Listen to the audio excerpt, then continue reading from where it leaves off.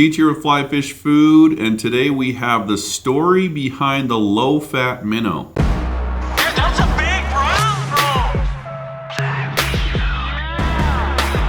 bro. The low-fat minnow.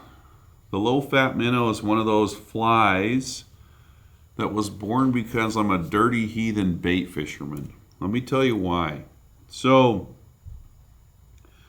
back in the day, and still in this day, I'm a very avid bass fisherman.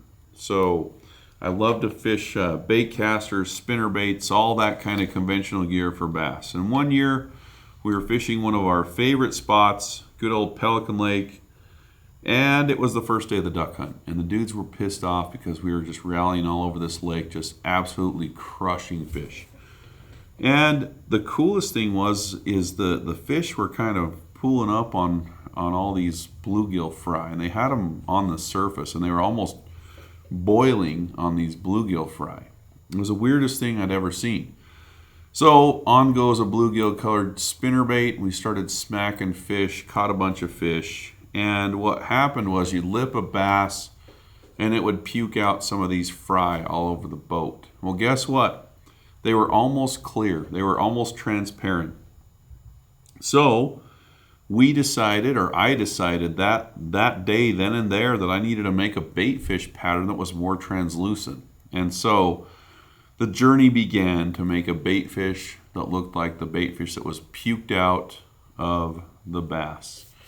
A long quest started happening. I started creating my own dubbing. I wanted an acrylic dub that would stay kind of in its shape, yet remain transparent. So Bruiser Blend dubbing was born. I created a long dubbing, and the shorter one was Bruiser Blend Junior, which I thought was going to be for shorter flies and smaller flies, but I actually like it the very most. Once I had that dubbing blend dialed in, I started tying the fly. I think the first time I fished it, we were at a little community pond, and I saw a little green sunfish, ran some stuff by it, didn't touch it. I put a bluegill colored low-fat minnow in front of that thing, and it sucked it right down. So ever since then, the fly has kind of made its rounds around the world. It's a fulling mill fly, I think in 5 different colors. It can be fished in the salt or in fresh water. I personally have caught my first ever tarpon on a low-fat minnow, which was way cool. Funny that the guide wanted me to tie on the perch flavor, but guess what? That tarpon ate it. Anyway, it's a super cool fly. You can change it to a lot of different colors. Now, one thing I will say is it's kind of hard to make this low or smaller or larger based on the materials that it uses. I mean, marabou maxes out at a certain length, and same with this chenille. It kind of is too bulky for a smaller fly and not long enough for a larger fly. So this was designed around this general size chassis.